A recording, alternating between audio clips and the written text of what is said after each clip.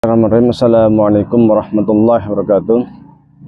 Alhamdulillahirrabbilalamin. Wassalatu wassalamu ala asyrafil anbiya'il mursalin Sayyidina wa maulana Muhammadin wa ala alihi wa sahbihi ajmain, amma ba'du.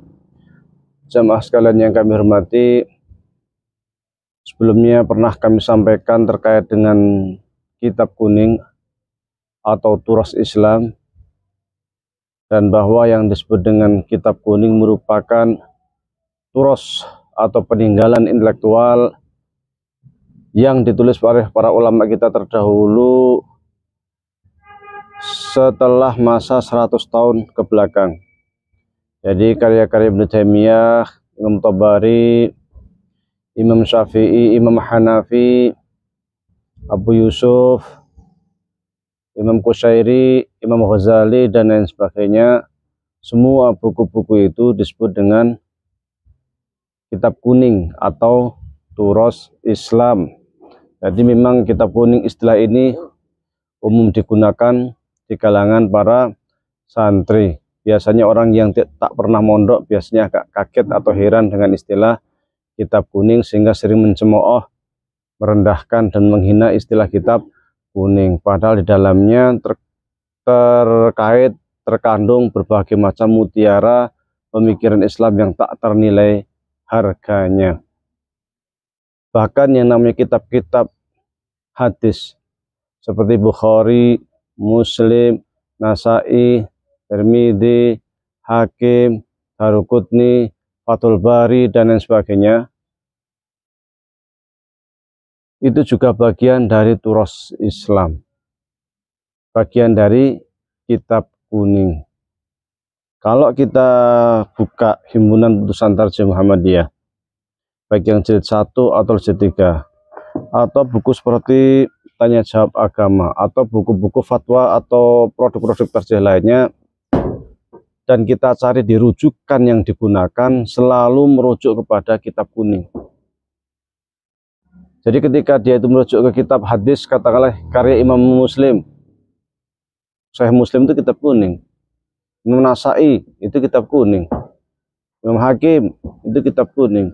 Ketika merujuk pendapat-pendapat ulama, seperti merujuk pada pendapatnya Imam Syafi'i, atau menukil pendapatnya Hanafi, atau menukil tafsir Ibnu Katsir, atau menukil pendapat Ibnu Taimiyah, atau menukil pendapat-pendapat lainnya, semua itu juga sama artinya menukil dari kitab kuning.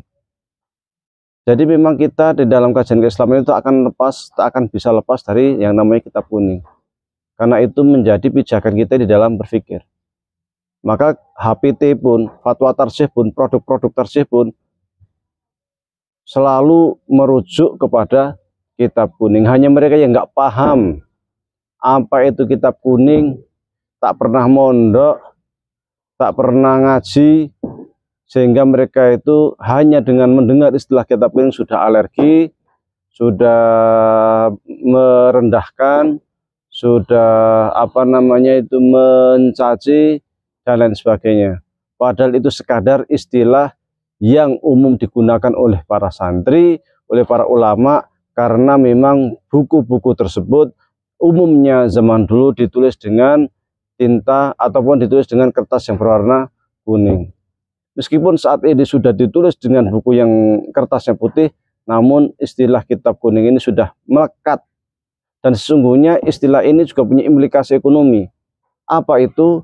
Bahwa buku yang ditulis 100 tahun silam itu secara hak penerbitan itu sudah tidak ada lagi istilah hak cipta, sehingga siapapun boleh mencetak dan menerbitkan.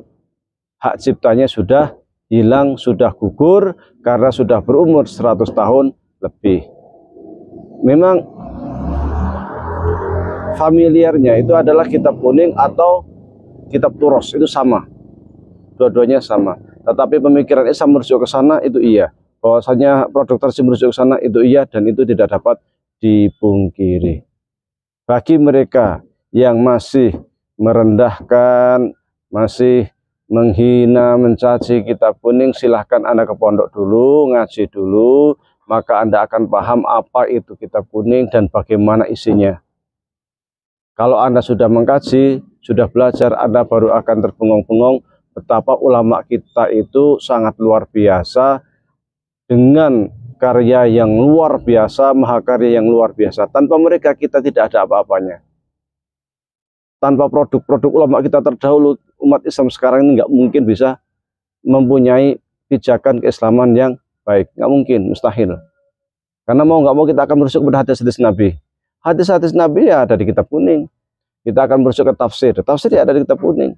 Dan seterusnya. Jadi mustahil kita itu membangun peradaban Islam modern saat ini tanpa berpijak kepada kitab kuning. Bahkan produk-produk tarjih pun tetap merujuk pada kitab kuning. Wallahu a'lam, wabillahi taufiq wal hidayah. Assalamualaikum warahmatullahi wabarakatuh.